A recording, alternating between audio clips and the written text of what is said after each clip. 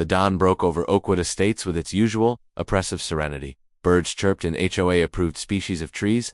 Sprinklers switched on in perfect, synchronized rhythm.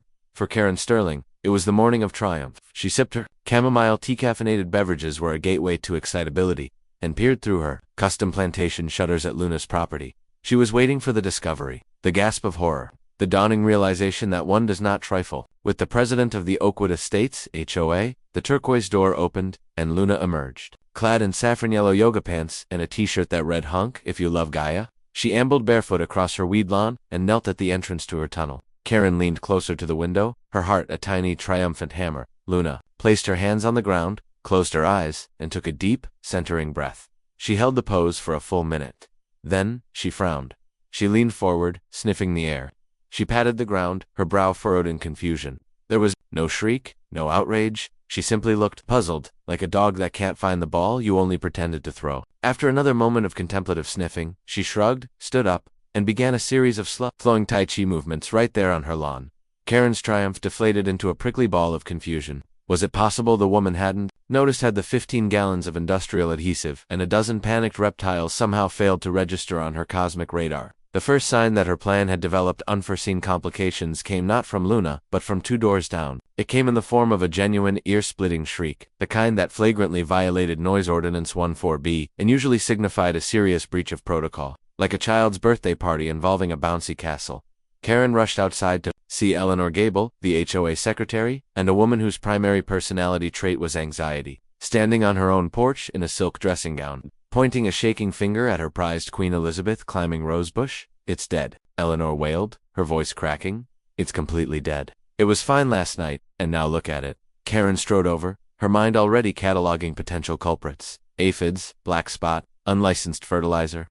But as she got closer, she saw it wasn't a disease. The leaves of the magnificent rosebush, a contender every year for the most romantic rose award, were blackened and curled, as if dipped in acid. The soil at its base was dark and slick, and a foul chemical odor hung in the air. The same acrid smell of her victory, a cold dread, slick and oily as the patch of dead earth, began to seep into Karen's stomach. Her property was slightly uphill from Eleanor's. The 15 gallons of superglue it couldn't have, could it? She had envisioned it filling the tunnel, a self-contained plug of justice.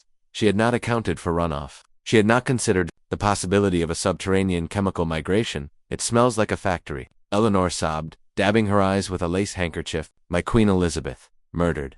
"Now, Eleanor," Karen said, forcing a calm, authoritative tone, "let's not be hysterical. I'm sure there's a rational explanation. I will launch a full and immediate investigation." As she spoke, her gaze drifted past Eleanor's house, toward the community park. She saw Mr. Abernathy, a retired actuary, leap onto a picnic table with a speed that belied his 80 years. He was screaming, pointing at something in the grass. A long, dark shape, slithering through the Ducast lawn, one of her garter snakes. Then came another shout from across the street. A bull snake, thick and menacing, was sunning itself on the warm asphalt of the Hendersons' driveway. Within minutes, the serene morning of Oakwood Estates had shattered. Cell phones emerged. Doors slammed shut. The community text chain, a tool Karen had created for urgent announcements about leaf blower curfews, exploded with panicked messages. "Snake in my bird bath. Gable giant snake on my porch. Is IT venomous? Calling 911. T. Henderson my poodle. Fifi is refusing to go outside. She senses the evil. BFETZWILAM." Karen stood frozen on Eleanor Gable's lawn, the architect of a chaos she had not intended. She had wanted to solve a problem, not create a reptile-based ecological disaster. Her carefully calibrated act of vengeance had backfired spectacularly, blossoming into a multi-front crisis. The superglue had seeped, the snakes had escaped, and she, the president of the HOA, was the secret guilty party. "Karen, you're the president. You have to do something," Eleanor cried, grabbing her arm. "I am," Karen said, her mind racing, shifting from aggressor to crisis manager. She had to control the narrative. She had to lead the investigation into her own crime. It was a terrifying, almost exhilarating challenge. Her first act was to issue a community-wide directive via the text chain. All residents remain indoors. Do not approach the reptiles. The HOA board is managing the situation. An official statement is forthcoming. Her second act was to call Richard. "Richard," she said, her voice a low, urgent whisper, "we have a containment breach. Phase 2 is compromised. I need you to go to the garage. The garbage bag with my gardening clothes from last night. Take it to the municipal incinerator, not the dump, the incinerator. Go now." "Karen, what's happening?" he asked, his voice laced with predictable panic. "Just do it," Richard, and wiped down the handle of the garden hoe with bleach. Be thorough. She hung up and took a deep breath. Now, for the performance of a lifetime. She began marching through the neighborhood, a beacon of calm in a sea of suburban hysteria. She projected an aura of absolute control, even as her insides churned with the fear of discovery. Mr. Abernathy, get down from that table at once. It's just a harmless garter snake, she called out, her voice ringing with authority. Mrs. Fitzwilliam, a snake is no excuse for allowing your poodle to urinate on the patio. That's a direct violation of Sanitation Code 6. Her greatest test came when she circled back to the source of the problem, Luna's house. She found her neighbor sitting cross-legged on her lawn, a few feet from the now invisible tunnel entrance. Several of the escaped garter snakes were slithering placidly through her wildflower meadow, seemingly drawn to her. Luna was watching them with a serene smile. They're beautiful, aren't they? Luna said as Karen approached. Such vibrant, earth energy. Their arrival, just after I sensed the blockage in the ley line. It's a sign. Gaia is sending messengers. Karen had to physically bite the inside of her cheek to keep from screaming. The woman was interpreting the evidence of Karen's felony as a divine message from Mother Earth. The absurdity was so profound it bordered on a twisted form of genius. It was the perfect cover. Ms. Evergreen, Karen said, her voice tight. These messengers are causing a panic. They are an invasive species, and their sudden appearance is highly suspicious. As is the mysterious death of Mrs. Gables, prize-winning rosebush, just downhill from your property line. She was planting the seeds. If an investigation was inevitable, she would steer it. She would make Luna, the source of the original chaos, the prime suspect in this new, expanded chaos. It was dirty. It was manipulative. It was, she rationalized, necessary for the greater good of Oakwood Estates.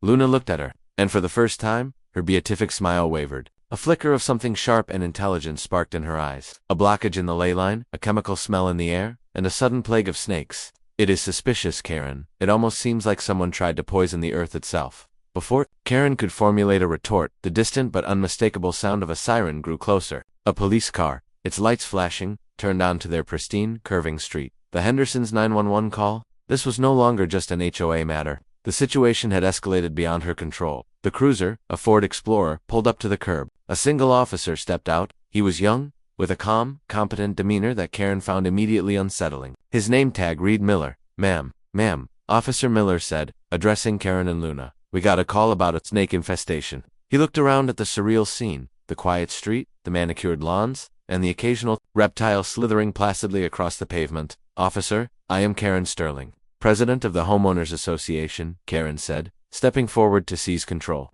We have had a sudden, unexplained appearance of several non-snakes. I have the situation under control. I've already advised all residents to remain indoors. Miller nodded, his eyes scanning the area. They fell on the dead rose bush at the Gable house, then drifted to the patch of wildflowers at Lut. He ambled over to the rose bush and crouched down, careful not to touch it. He sniffed the air. Smells like glue, he said, more to himself than to anyone else. A whole lot of it. He stood up and looked from Luna's yard to Karen's. His gaze was thoughtful, analytical. It lingered for a moment on Karen's petunia bed, which looked just a little too perfectly arranged. This is your property, ma'am, he asked Karen. It is, she replied, her blood turning to ice water. And this is yours, he asked. Luna, the earth belongs to everyone. But yes, I am the current steward of this particular parcel, Luna said airily. Officer Miller's lips twitched in a suppressed smile. Right? Well, it seems the problem, both the dead plant and the snakes, is originating somewhere around this property line. Any idea what could have caused this? Any recent landscaping? Digging? This was the moment. The fulcrum on why.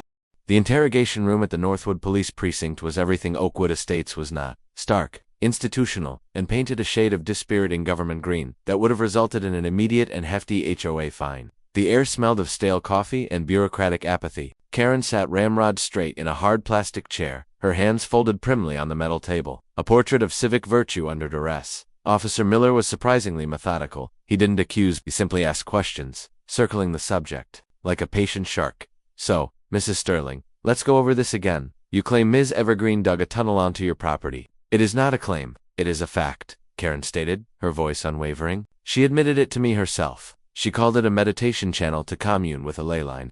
She delivered the New Age jargon with the same distaste she would use to describe crabgrass, and you responded by issuing a formal notice of violation, as per the HOA bylaws. When she ignored it, I issued a second, more severe notice. I was following established protocol, and that's it. You just issued notices. Miller leaned forward slightly, his gaze steady, because, see, the lab results from the soil sample at Mrs. Gable's house came back. It's saturated with chelate. That's the primary component in Superglue, and not the little tubes you use to fix a broken teacup. We're talking industrial quantities, enough to, say, fill a tunnel. Karen's heart performed a sickening lurch, but her expression remained a mask of polite That's very disturbing, officer. It would seem my neighbor's eccentricities are more dangerous than I initially believed. To use such chemicals, it's a shocking disregard for our community's environmental health. She was a maestro of deflection, turning every accusation into a condemnation of Luna. Right? Miller said, unconvinced. And the snakes? The reptile breeder, we tracked down a colorful character named Slytherinsteve, said he sold a dozen assorted, non-venomous snakes to a woman in a sensible pantsuit and a Lexus SUV, paid cash. The transaction took place in a parking lot 2 days ago. Karen's blood ran cold. He knew didn't have definitive proof, no security footage of the transaction, but he knew. The sensible pantsuit was her uniform, the Lexus, her chariot. Officer, she said, her voice dangerously quiet, are you accusing me of something? I'm just laying out the facts as I find them, Mrs. Sterling, Miller said smoothly. On one hand, we have Ms. Evergreen, an odd duck for sure, who admits to digging a hole. On the other hand, we have you, the HOA president, with a clear motive to stop her, and a profile that matches the description of a large-scale snake hand glue purchaser. It's a real, he said, she said, or in this case, a hippie said. HOA president said. He let the silence hang in the air, a palpable thing. Karen understood the game. He didn't have enough to charge her, but he was putting her on notice. He was watching her. She was released hours later, with a warning not to leave town. The shame of it was a physical weight, heavier than any box of superglue. When she returned to the oppressive perfection of her home, she found Richard pacing a trench into their expensive Berber carpet. They know, don't they? He whispered, his face ashen. They suspect, Karen corrected her, voice brittle. They have no proof. The clothes are gone, incinerated. The hoe is sterile. But Karen, this is out of control. Snakes, the police. What were you thinking? I was thinking of order, Richard, of decency, of protecting our property values. From a woman who wants to turn our neighborhood into a commune for Earth's spirits. Her tirade was cut short by the doorbell. Her first instinct was to ignore it. Her second was that it was Officer Miller, returning with a warrant. She peeked through the spy hole and felt a jolt of pure shock. It was Luna Evergreen. Karen swung the door open. What do you want? She hissed. Luna was not dressed in her usual riot of color. She wore simple jeans and a plain gray sweater. The whimsical feathers were gone from her hair. She looked tired, and for the first time, Karen noticed the fine lines of worry around her eyes. She looked normal. It was deeply unsettling. May I come in? Luna asked, her voice quiet and devoid of its usual airy-fairy affectation. We need to talk, not as neighbors, not as adversaries, as the two people who know what really happened. Against her better judgment, Karen stepped aside. Luna walked into the Bejantope sanctuary of the Sterling home and looked around, her expression unreadable. Richard scurried into the kitchen, like a startled field mouse. I'm not going to the police, Karen, Luna said, turning to face her. Telling them you poured glue and snakes into my tunnel won't help me. It will only create a bigger mess, and I don't have time for that. Karen narrowed her eyes. A bigger mess? What are you talking about? And what do you mean? You don't have time. Luna took a deep breath. The tunnel wasn't for meditation. That was a lie. A cover story for you and anyone else who might get curious. A cover story, Karen repeated flatly. Yes, my grandmother grew up on this land, Karen, before it was Oakwood Estates, before all the identical houses and the rules about lawn height. It was just a farm, the Evergreen Farm. Karen blinked. Processing this, the history of the development was something she knew well, but she'd never bothered with the specifics of the pre-suburban era. My grandmother wasn't like me, Luna continued, a note of fond sadness in her voice. She was a pragmatist, a survivor. It was during the Depression. Times were hard. The banks were failing. She and my grandfather didn't trust them. They built a cellar, a secret one, separate from the main farmhouse, a place to store valuables, important documents, anything they couldn't afford to lose. When they sold the land to the developers in the 50s, they were forced to do so in a hurry. They never had a chance to retrieve what was inside. Luna pulled a folded, yellowed piece of paper from her pocket. It was a hand-drawn map. My grandmother gave me this before she passed. She said it was the most important thing she could leave me. The cellar is down there, Karen, somewhere between your petunias and my dead-end tunnel. I wasn't digging to find Gaia. I was digging to find my family's legacy. Karen stared at the map, then at Luna's earnest, worried face. Her mind, so accustomed to thinking in terms of bylaws and violations, struggled to shift gears. A secret cellar, a family legacy. It sounded like something out of a pulp novel, and yet, it explained the sheer determination of the digging. It explained why Luna wasn't interested in pressing charges. Why are you telling me this? Karen asked, her voice laced with suspicion. Because someone else knows, Luna said, her voice dropping to a whisper. And they're not just pouring glue. This morning, While you were at the station, I was checking the perimeter of my property. I found this." She held out her hand. In her palm were two objects, a modern high-tensile steel survey marker, freshly hammered into the ground behind a hedge, and a small, black object that looked like a button. "It's a geotagging GPS marker," Luna said. "Professional grade. And this," she said, holding up the button, "is a bug. An audio transmitter. I found it stuck to the underside of my windowsill. Someone is watching this property. Someone with technology and resources. Someone who knows there's something here to be found. I think your little snake hand glue stunt just alerted them that the race is on." A wave of cold washed over Karen. The snakes, the police, the dead rose bush. All of it was a sideshow. The main event was a treasure hunt she had inadvertently stumbled into, and then loudly announced with her own chaotic actions. She had been playing checkers while a far more serious game of chess was being played around her. Karen breathed. "I don't know," Luna admitted. "Another descendant of a family from that era? A corporate entity who knows the developer's history? Look, I can't do this alone. I'm a yoga teacher who makes herbal remedies. You're Karen Sterling. You know this neighborhood down to the last square inch of sod. You have the blueprints, the permits, the zoning history. You know every person who lives here, their schedules, their habits. I have the map, but you have the key to the terrain." It was the most insane proposal Karen had ever heard. An alliance with Luna Evergreen, the yin to her yang, the chaos to her order. It was unthinkable. It violated every principle she held dear. And yet, there was the police investigation hanging over her head, Officer Miller's knowing eyes, the threat of Slytherin's identifying her in a lineup. Then there was this new, shadowy threat, a professional, someone who used GPS markers and listening devices. That was an enemy she couldn't defeat with an HOA fine. Working with Luna was a path to potentially clearing her name and neutralizing a greater threat. Refusing was a path to being a lonely suspect in a criminal investigation while a hidden enemy dug up the neighborhood under her nose. The choice was agonizing, a betrayal of her very identity. But Karen Sterling was, above all else, a pragmatist. Her goal was the preservation of Oakwood Estates. A police scandal and a secret treasure hunt were far greater threats to property values than a few wildflowers. "Fine," Karen said, the word tasting like ash in her mouth. "We have a temporary, provisional, and highly conditional alliance. But there will be rules." Luna actually smiled, a genuine flicker of relief. "I figured as much. Rule number 1, Karen said, already slipping into her presidential cadence. All collaborative activities will take place after 9 p.m. and before 6 a.m. to avoid. The clandestine partnership of Karen Sterling and Luna Evergreen was as smooth and natural as mixing oil and holy water. Their first joint operational meeting took place in Karen's garage, a space so organized it resembled a surgical theater. Tools hung on a pegboard in silhouetted perfection, and boxers were labeled in a crisp San Serafanto. "Okay, according to my grandmother's map and the developer's original survey plat, which I acquired from the county records office under the guise of researching drainage easements," Karen announced, tapping a professionally laminated overlay. "The cellar should be located here." She pointed to a spot that made her blood pressure spike. "Directly beneath my Japanese Zen garden." The Zen garden was Karen's sanctum sanctorum, even more precious than the petunias. Each rock was placed according to ancient principles of harmony and balance, principles she had learned from a book, of course.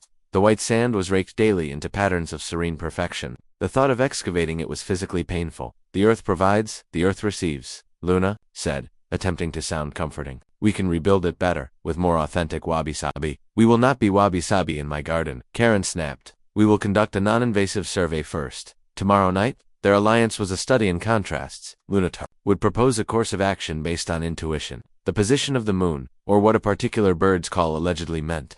Karen would counter with risk assessment matrices, flowcharts, and cross-referenced municipal codes. Their conversations were a bizarre symphony of the mystical and the mundane. "The energy is strongest after midnight," Luna would insist. "The noise ordinance is least likely to be enforced between 2 a.m. and 4 a.m. Karen would retort. "We'll proceed at 0200 hours.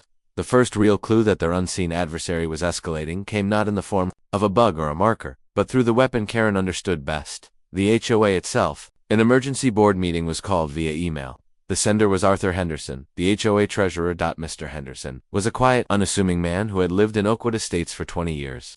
A retired accountant, he was meticulous, dependable, and profoundly boring.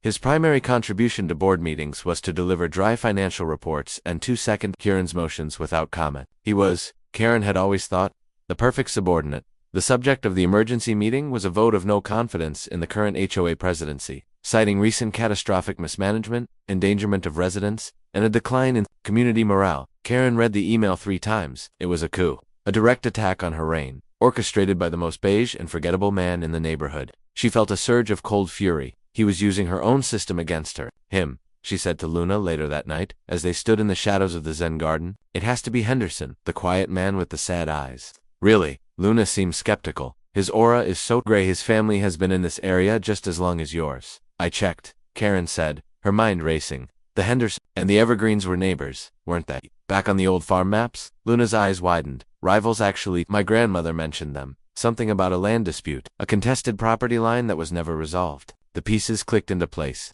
This wasn't a random treasure hunter. This was a generational grudge match playing out on the manicured battlefield of Oakwood Estates. Henderson wasn't just looking for the seller, he was looking for proof. Proof that his family had been cheated. And to get to it, he was dismantling Karen's power structure from the inside. He's using the snake incident as leverage, Karen murmured, thinking aloud. He's painting me as an incompetent leader to get me out of the way. It's brilliant. It's diabolical. She almost sounded impressed. Their non-invasive survey had to be strict. That night, under the sliver of a waning moon, they put their plan into action. Luna brought a set of dowsing rods to L-shaped pieces of brass that Karen regarded with extreme prejudice. Karen, meanwhile, brought a state-of-the-art ground-penetrating radar unit she had rented from a geological survey company, telling them it was for locating a septic tank at a vacation property. The scene was pure farce. Luna, eyes closed, glided over the raked sand, her dowsing rods twitching and crossing as she hummed a low tune. Karen, meanwhile, pushed a GPR unit which resembled a high-tech lawnmower in a precise grid pattern, her eyes glued to the sonar display on a ruggedized tablet. I feel it, Luna whispered dramatically. Avoid a hollow place in Gaia's heart. I see it, Karen muttered, pointing to the tablet. A subterranean anomaly, approximately 10 feet by 12 feet, with a high-density perimeter, consistent with brick or stone, 8 feet below grade. Your woo-woo sticks are surprisingly accurate. They're not sticks, they're conduits of— Save it, Karen interrupted. We've confirmed the location. Now we have to access it before Henderson stages his little coup and gets me kicked off the board. An impeached president has no access to community blueprints or the master keys. The board meeting was in 2 days. They had one night to excavate. Logistical challenge was immense. They couldn't bring in a backhoe. The noise and destruction would alert the entire neighborhood. It had to be done by hand, silently, and the evidence had to be hidden by sunrise. We need a distraction, Karen declared. Something to keep everyone's attention focused elsewhere. Something big. Luna looked at her. What are you thinking, Karen? A slow, wicked smile spread across Karen's face. I'm thinking of a flagrant, multi-point violation of the HOA aesthetic code. Something so offensive to the sensibilities of this community that no one will even think to look at my Zen garden. The next evening, just after dusk, it began. Under Karen's meticulous direction, Luna, a can of luminous non-approved pink, spray paint in hand, went to work on the community's prized welcome sign. The stately hunter green sign reading Oakwood Estates. An oasis of order was transformed. Luna, channeling her inner vandal with surprising glee, painted a giant psychedelic mushroom on it. Then, using a staple gun, they affixed dozens of the forbidden wind chimes to the posts, creating a discordant, tinkling monstrosity. For the coup de grace, Karen sacrificed one of her own garden gnomes, a tasteful, stone-colored one, placing it atop the sign wearing a tiny hand-knitted tie-dye shirt. The fallout was instantaneous and glorious. The community text chain ignited. In a firestorm of outrage, the sign has been desecrated. B. Fitzwilliam, is this a gang sign? I'm calling Officer Miller T. Henderson. The noise. The horrible tinkling noise? MJBLE. Every light in the neighborhood seemed to switch on. Residents spilled out of their homes, congregating at the entrance, their faces aghast. Most importantly, Arthur Henderson was there, looking more agitated than Karen had ever seen him, directing the impromptu neighborhood watch. The distraction was a resounding success. While Henderson was busy being the hero at the front gate, Karen and Luna were in the back, digging. They worked with a frantic, silent efficiency. Karen, using her knowledge of soil composition, directed the excavation, while Luna, wiry and surprisingly strong, did most of the heavy lifting. They carefully removed the decorative rocks, rolled back the weed barrier fabric, and began to shovel. It was grueling work. Hours passed, their hands blistered, and their backs ached. Karen, who normally considered aggressive weeding to be strenuous exercise, was drenched in sweat, her perfectly coiffed hair plastered to her forehead. In the shared desperate labor, a strange thing happened. The animosity between them lessened, replaced by a grudging, unspoken respect. Karen found herself admiring Luna's stamina, and Luna seemed impressed by Karen's strategic mind and refusal to quit. Just before 4 a.m., Luna's shovel hit something hard with a dull thud. Not a rock, a flat, solid surface. They frantically cleared the remaining dirt, revealing a set of thick, weathered wooden planks. ATRAPDOR. With a combined effort, they heaved it open. A wave of musty, cold air, the smell of trapped centuries, washed over them. Staring down into the inky blackness, Armed with high-powered flashlights, they saw a set of steep stone steps leading down into the dark. "We're in," Luna breathed, her voice a mixture of awe and trepidation. "Our window is closing," Karen said, checking her watch. "Henderson will wrap up his little mob scene soon. We have to be quick." They descended the stairs, their flashlight beams cutting through the darkness. The cellar was small and stone-lined, just as the Jeep had indicated. It was also, to their initial disappointment, mostly empty. A few rotten barrels, some rusted farm implements, and a thick layer of dust. "Is this it?" Karen said, unable to hide her frustration. "We desecrated a welcome sign for a pile of rust."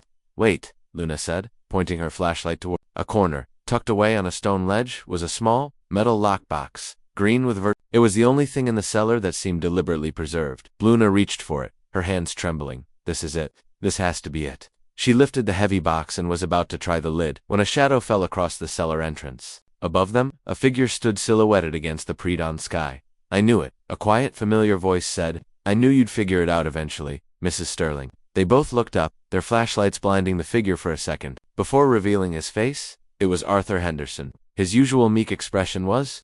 The air in the cellar grew thick and heavy, charged with the tension of 3 generations of unresolved conflict. Henderson descended the stone steps slowly, his confidence radiating like heat from pavement. He was no longer the meek accountant. He was the victor claiming his prize. "It's over, Karen," Henderson said, his voice calm but edged with steel. "You've been a surprisingly effective, if unorthodox, research assistant. You and your spiritualist friend here."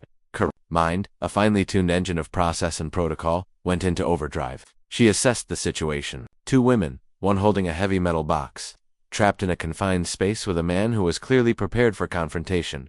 Direct physical conflict was not an optimal strategy. Her upper body strength was, to be generous, negligible.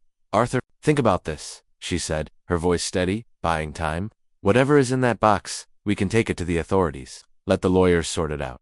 There's no need for unpleasantness." Henderson laughed, a dry, bitter sound that echoed off the stone walls. "The authorities? The lawyers? They're the ones who let my family get swindled in the first place. The original deed, the one your grandmother, Luna, used to sell this land. It was based on a fraudulent survey. It included 20 acres that belonged to my great-grandfather. This whole pristine, perfect neighborhood is built on a lie, and I'd wager the proof is right there in that box." He took another step down. He was now on the cellar floor, just a few feet away. His eyes were fixed on the lockbox and Luna. "Hands, this isn't about money," he continued, his voice rising with passion. "It's about vindication. It's about tearing down this whole facade. I'm going to expose the fraudulent foundation of Oakwood Estates. I will destroy its reputation. Your precious property values will plummet to zero. It will be my masterpiece."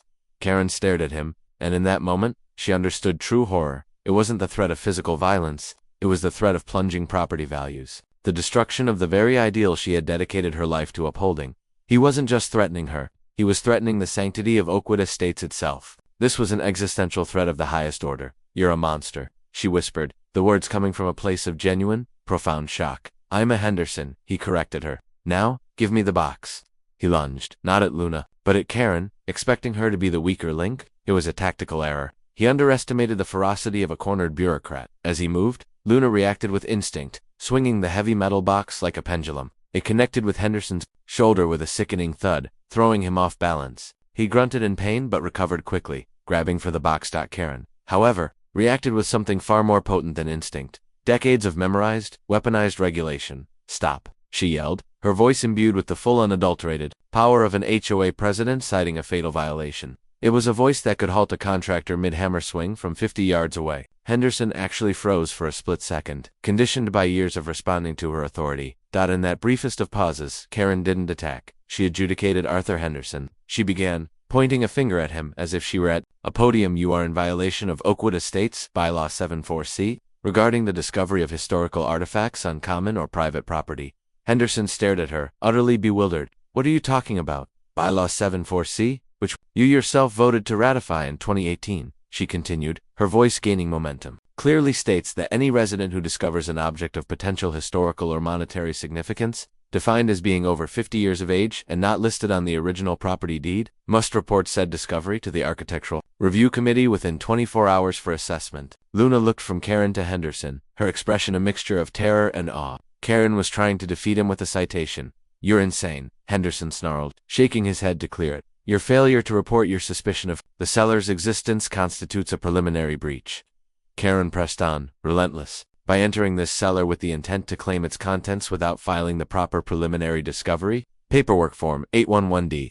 I might add you have forfeited any and all claim to its contents under the Unreported Fines Clause, Section 8, Paragraph 4. It was magnificent. It was absurd. It was the most Karen Sterling takedown imaginable. She was fighting a potential assault and robbery with the crushing, soul-destroying weight of petty bureaucracy, and Henderson was so flabbergasted by the sheer audacity of her legalistic assault that his focus wavered. That was all Luna needed. While Karen had him pinned with her verbal barrage of bylaws, Luna, seeing her opening, didn't hesitate. She hefted the lockbox and brought it down squarely on top of Henderson's head. The clang echoed in the small cellar. Henderson's eyes rolled back, and he collapsed onto the dirt floor in a heap. Out cold. Silence. Karen and Luna stood over his unconscious form, breathing heavily. Did you just cite him into submission? Luna asked, her voice trembling. He was in clear violation, Karen said, adjusting the collar of her dirt-stained blouse, a flicker of immense satisfaction in her eyes. And then you ratified my point. With the lockbox, they had one. But now they had a new problem, an unconscious HOA treasurer, in a secret cellar and a box that might hold the key to the neighborhood's destruction.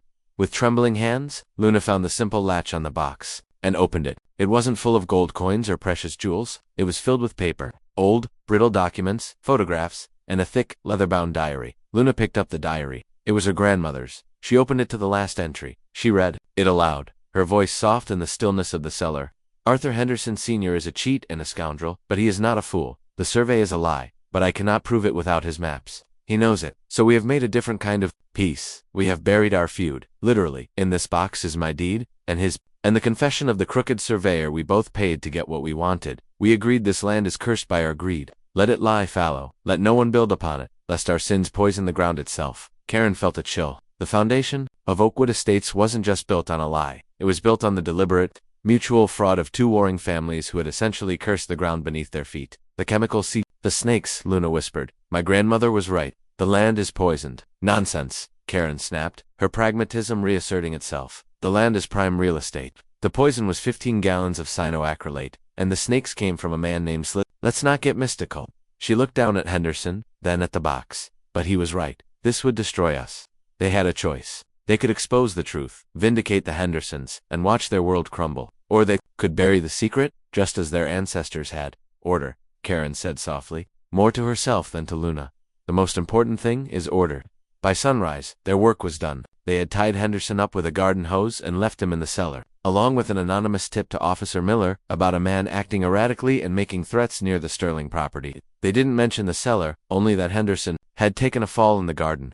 It was messy, but it would remove him from the board and discredit him completely. They reburied the trapdoor, meticulously replacing the dirt, the weed barrier, and every single stone of the Zen garden. When they were finished, it was as if the excavation had never happened. The lockbox and its contents were sealed in a garbage bag and now rested at the bottom of Karen's deep freeze, tucked behind several containers of low-sodium chicken broth, a secret held in cold storage. The immediate crisis was over. Henderson was disgraced, his coup averted. Karen's presidency was secure. The snakes were eventually rounded up by animal control, and Eleanor Gable was placated with a gift certificate to the finest nursery in the county.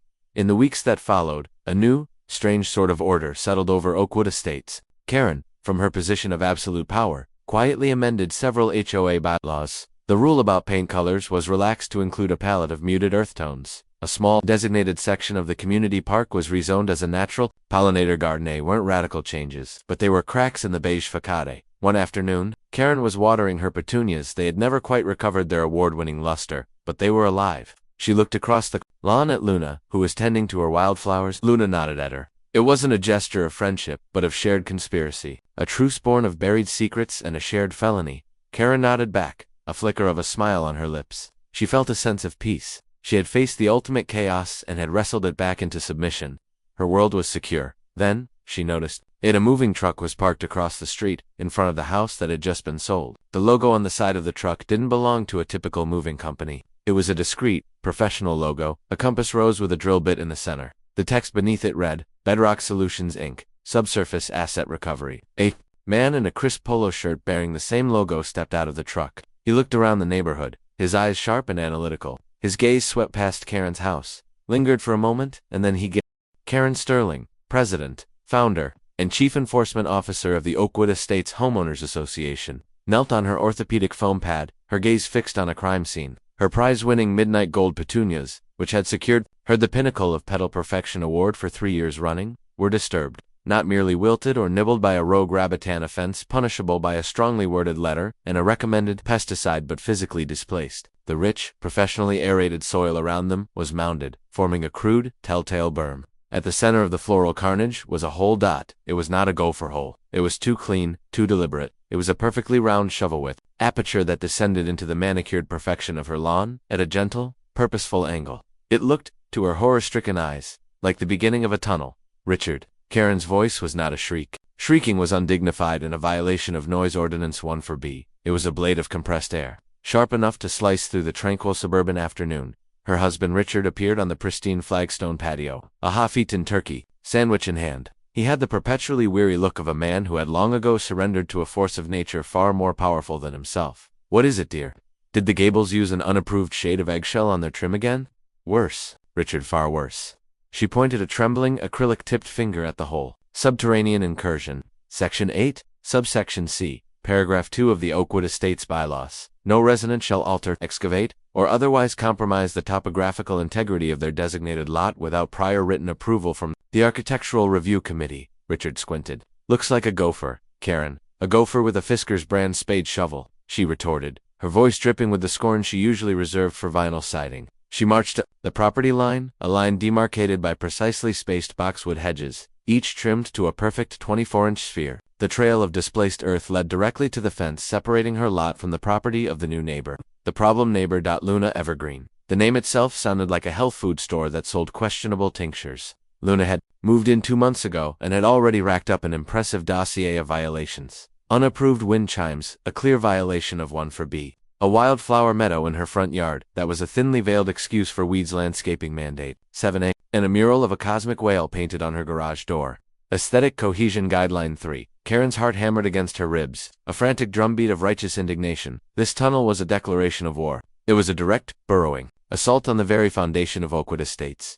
She didn't hesitate. Her sensible heeled pumps crunched purposefully across her fescue-blend lawn, a living carpet of emerald perfection. She strode to Luna's front door, which was painted a shade of turquoise so loud it was practically screaming profanities, and jabbed the doorbell. The door swung open to reveal Luna, a woman who looked like she'd just stepped out of a kaleidoscope. She wore a tie-dyed muumuu, her silver hair was woven into a complex braid with feathers and beads, and she smelled faintly of patchouli and sourdough starter. "Karen, to what do I owe the pleasure?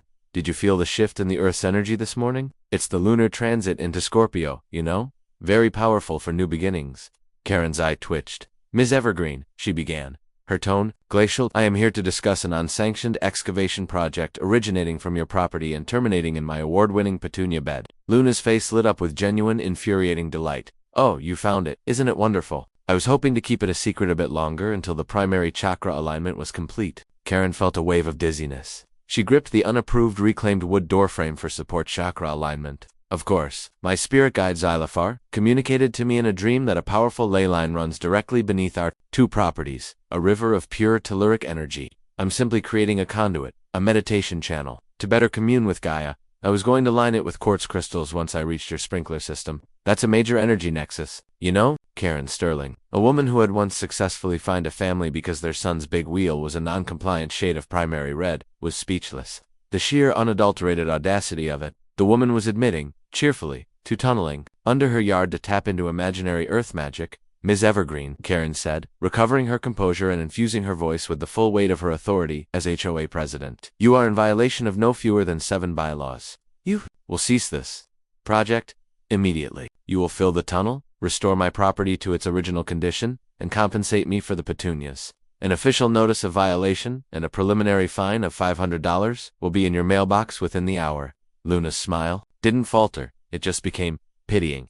"Oh, Karen, you're so trapped in the material plane. Rules and fines. They're just constructs of a fear-based reality. This is about healing the earth, our little patch of it. Anyway, don't worry, I'll be very respectful of your lawn's aura." She then had the nerve to gently pat Karen's arm before closing the turquoise door, leaving Karen standing in a cloud of patchouli and impotent fury. The official notice was delivered, and ignored. A second, more severe notice threatening liens and legal action followed. It was returned to Karen's mailbox with a smiley face drawn on the envelope and a single wilted dandelion taped to it. The next morning, the mound of dirt by her petunias was larger.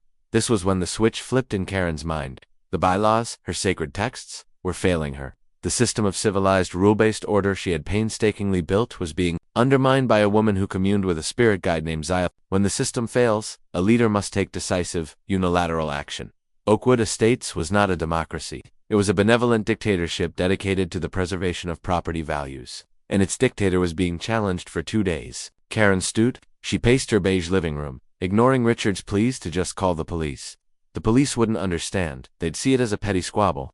They didn't appreciate the existential threat Luna represented. This wasn't just about a tunnel. It was about the fundamental ideology of Oakwood Estates. It was order versus chaos, beige versus tie-dye, fescue grass versus wildflower weeds. On the third night, as she lay in bed, staring at the ceiling, the idea arrived. It came not from a place of logic or reason, but from a deep, primal well of frustration. It was an idea so extreme, so beautifully, terrifyingly effective, that it made her sit bolt upright. "What is it?" Richard mumbled sleepily. "A solution, Richard," she whispered, a slow, grim smile spreading across her face. "A permanent, non-negotiable solution." The plan had 2 phases. Phase 1, procurement. The next day, Karen drove her immaculate Lexus SUV not to the garden center or the gourmet market, but to a part of town she usually avoided. She went to 3 different hardware superstores, purchasing 5 one-gallon jugs of industrial-grade superglue from each. "Big project," she'd explain to the cashiers with a tight, brittle smile, refinishing it very, very large. Deck 15 gallons of viscous, fast-bonding fury. Phase 2 was more delicate.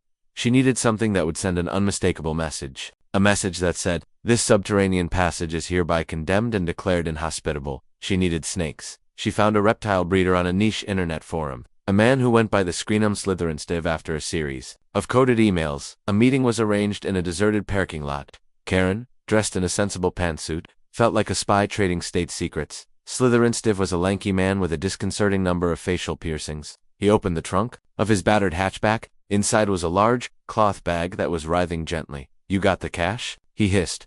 Karen handed him a crisp envelope. "Are they venomous?" she asked, unable to keep a slight tremor from her voice. "Nah, lady, like you asked. Just a dozen big OL garter snakes and a couple of bull snakes. Harmless, but they look scary as heck, and they hate being stuck in a tunnel with superglue, I'd wager." He chuckled, a dry, rattling sound. That night, a new moon cloaked Oakwood Estates in perfect darkness. Dressed in black from head to toe, Karen felt a surge of adrenaline she hadn't experienced since she'd successfully campaigned to have the community's mailboxes standardized. This was it, the ultimate enforcement action. Richard stood by the patio door, wringing his hands. "Karen, this is insane. What if you get caught? What if she's in the tunnel? She meditates at sunrise. Richard, not midnight. And I won't get caught," Karen said, her voice low and determined. Order must be restored. She dragged the heavy box of superglue jugs to the gaping hole in her petunia bed. With grunting effort, she uncapped the first one. The chemical stench was acrid, an incense of pure malice. She tilted the jug, and a thick, syrupy stream of adhesive poured into the darkness. It didn't splash. It oozed a silent, viscous river of consequence. One by one, she emptied all 15 gallons into the earthen scar. The tunnel drank it all, a thirsty beast of chaos. Then came phase 2. With shaking hands, she untied the cloth bag. The snakes, disoriented, slithered out onto the grass. They were bigger than she'd expected. One of the